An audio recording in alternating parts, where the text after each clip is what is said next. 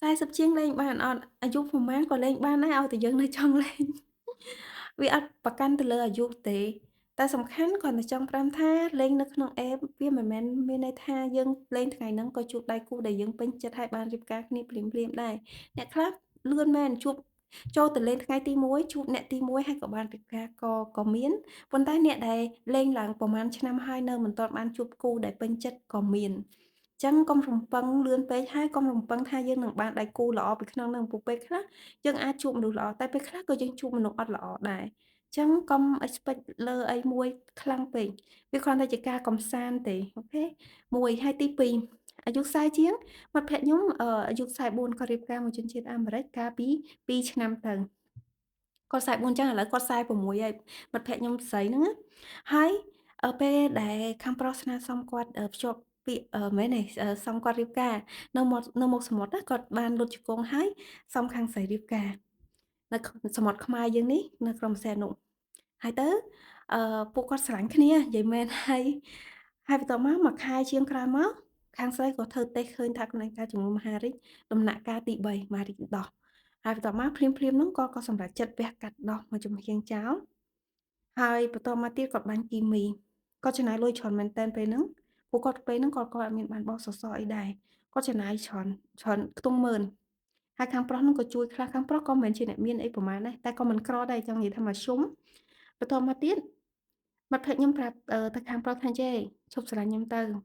ព្រោះពេលហ្នឹងពីរនាក់គាត់អត់ដែលរៀបការហើយគាត់ដែលមានកូនដែរហើយមិនថាខាងស្រីឬខាងប្រុសទេពិតជាចង់បានកូនមួយ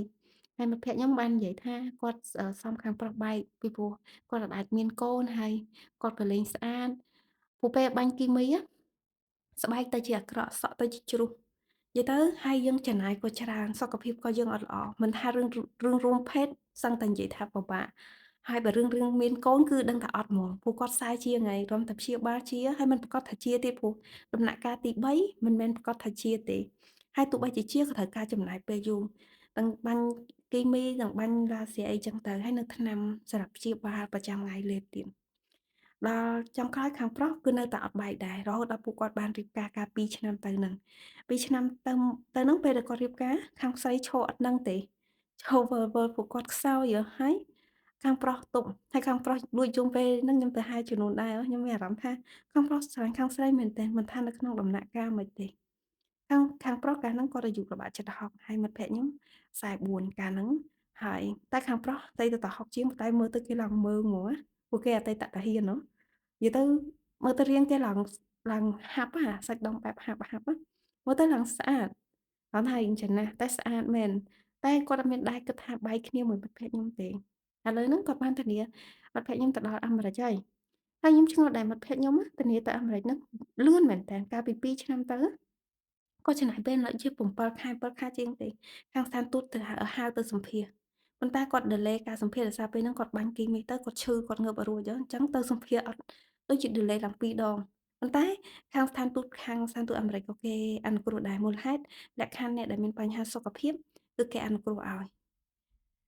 ហើយមិត្តភក្តិខ្ញុំក៏បានទៅអាមេរិកហើយឃើញឥឡូវហ្នឹងគាត់ជាហើយសក់គាត់ដោះមកវិញបានគ្រាន់មិត្តភក្តិស្រីខ្ញុំណា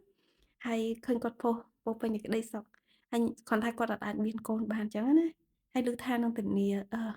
ដូចជាគាត់មានក្មួយហើយគាត់អាចធានាយកកូនចិញ្ចឹមទៅអាមេរិកអីអញ្ចឹងខ្ញុំអត់ដឹងទេប្រហែលជាមិនប៉ុន្តែអឺចង់និយាយថា40ជាងឬក៏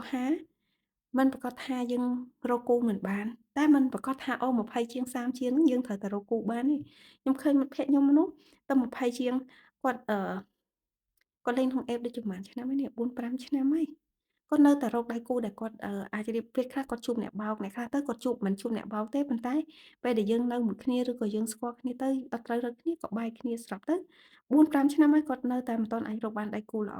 ហើយខ្ញុំវិញខ្ញុំលេងតែប្រហែលថ្ងៃខ្ញុំជួបប្ដីខ្ញុំប៉ុន្តែខ្ញុំចង់និយាយថាមិនមែនគ្រប់លក្ខខណ្ឌក៏មិនមែនគ្រប់ពេលយើងអាចជួបមនុស្សបានល្អភ្លាមៗដែរហើយយើងជួបមនុស្សល្អក៏មិនប្រាកដថាយើងបានរៀបការមួយគ្នាដែរអញ្ចឹង